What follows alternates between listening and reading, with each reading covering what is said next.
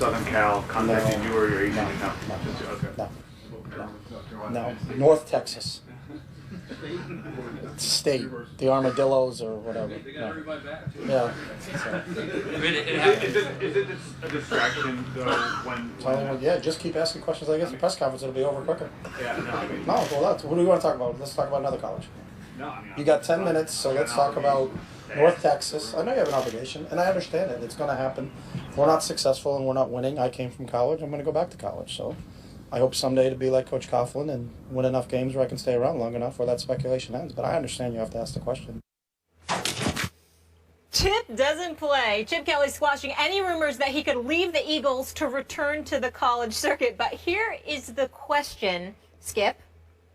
Do you believe Stephen him? A. I want to hear Stephen A. All right, yeah. Stephen A. I apologize. That's all right. Do you believe Chip here? Oh, I believe he's telling the truth. I just believe that things can change rapidly. Even at 10-6, if you miss the playoffs, particularly in Philadelphia, life is not going to be made to be very comfortable for you. That's number one. Number two, you see he has a very dismissive and aloof attitude, which is something we've lamented in the past. No need to revisit that. He is 10-6 in his first 2 seasons. That's 20-12 overall. You know, in his first 2 seasons, made the playoffs one year, didn't make it the next year. But if you're in Philadelphia and you're not making the playoffs, it doesn't matter what your record is. It doesn't matter the fact that you have double-digit victories. You're not going to get the same level of latitude that Tom Coughlin has in New Jersey, which is in 2013, what Chip Kelly alluded to when he talked about how he wanted to be that kind of guy that had that level of longevity. The level of patience that the Mara family, along with Mr. Tisch and the Giants organization have showed Tom Coughlin, I can assure you, Chip Kelly is not going to get that kind of latitude in Philadelphia. They would need to be in a postseason. They would need to be a relevant franchise in that regard in order for him to enjoy any degree of longevity. And now that he has control in Philadelphia, I think it's easy to see, Skip, and I think it's easy to surmise, and you're not stepping out of bounds here by acknowledging he's somebody that likes to be in control.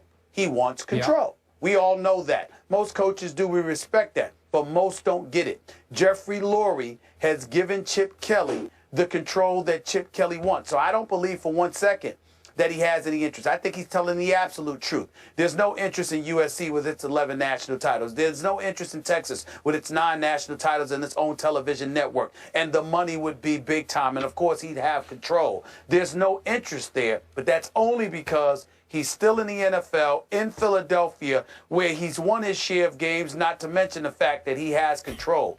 If he were to lose control, would he ultimately decide to go back to college? I think that is very possible. It's not relevant now because obviously he's in control in Philadelphia and he has the support of Jeffrey Lurie. But come back and ask me that question about Chip Kelly again if the Philadelphia Eagles are losing and he either finds himself losing control or out of an NFL job. Then come talk to me because I want to hear him say that then. I'm with you on this. And by the way, before I answer Molly's question, I need to defend the honor of North Texas because Chip made a disparaging remark about the North Texas State Armadillos. It's the North Texas Mean Green. I think once upon a time they used to be the Eagles, if I can recall, because I've actually attended a football and a basketball game at North Texas in Denton, Texas. And it's a beautiful little campus, and it's a good school, and they didn't deserve it. And I got your back, North Texas. Yeah, Mean Green. Yeah, way to go, Mean Green. It's a beautiful little campus. It's a good school. It is. But Chip Kelly certainly wasn't trying to come across as an aficionado on that. He was basically highlighting what we all know, and that is, other than the Skip Baylesses of the world, who the hell knows who those folks are? Well, they're not the Armadillos. I think a lot of people in Texas know who they are, but that's beside the point. I don't think we care, but go ahead. Okay, well, I care, so I said it. A lot of my people care. So here's the point. Okay. Chip Kelly, I hate to admit this publicly, but Chip Kelly's a good football coach. I don't love the guy, and I don't think you love the guy for a lot of other reasons.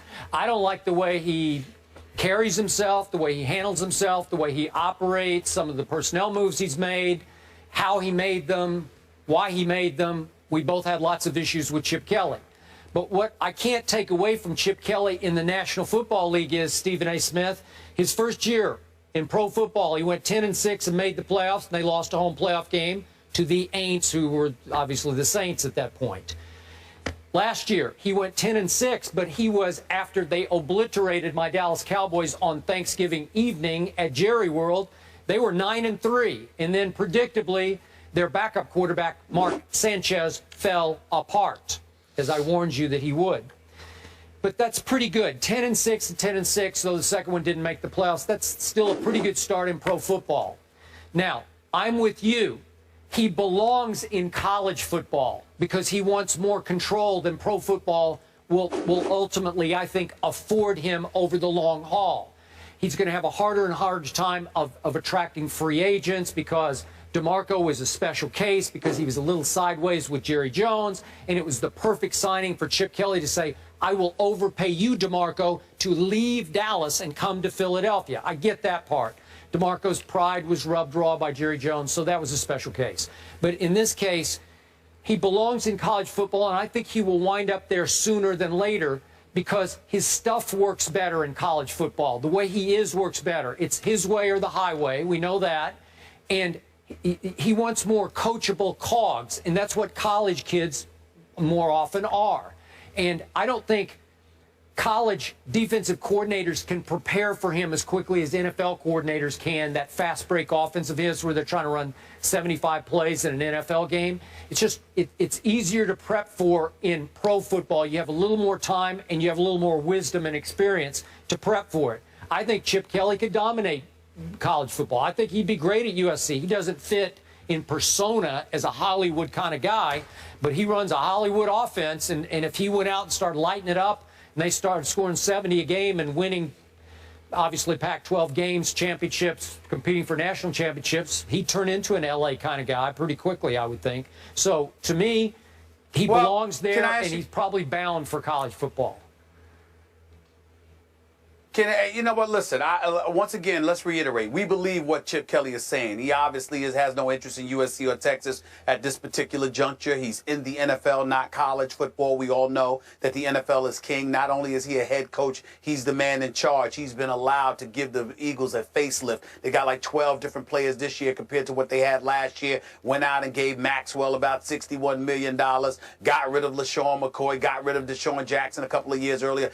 Let Jeremy Maclin get away to Kansas City. Trent Cole is gone. Harriman's is gone. Mathis is gone. We know all of this, okay? So the power that he has will lend itself towards recognizing this guy doesn't want to leave the NFL. But let me ask you this question, Skip. Based on what you've seen from Chip Kelly, the news, the Riley Cooper handling, the news, LaShawn McCoy and others and what they said about him, the aloofness, the dismissiveness that he exudes during press conferences and beyond. Maybe it didn't occur when he was at Oregon. How easy do you think it would be for Chip Kelly to go in the kids' living room and recruit them for college programs after what we've seen over the last year or two? Just a question. I don't know. Maybe you could answer that better than I could. What's your take on it? Well, I guess my take on it is that I don't blame him for wanting to be interested in the pros because there's only 32 of those jobs, okay? And, you know, guys are going to want to play for somewhere because there's only 32 teams. They don't give a damn who it's for. These are professionals. They're getting paid. They want their money. They want to elevate their quality of life, and they want to do so by playing on an exceptionally high level in the National Football League.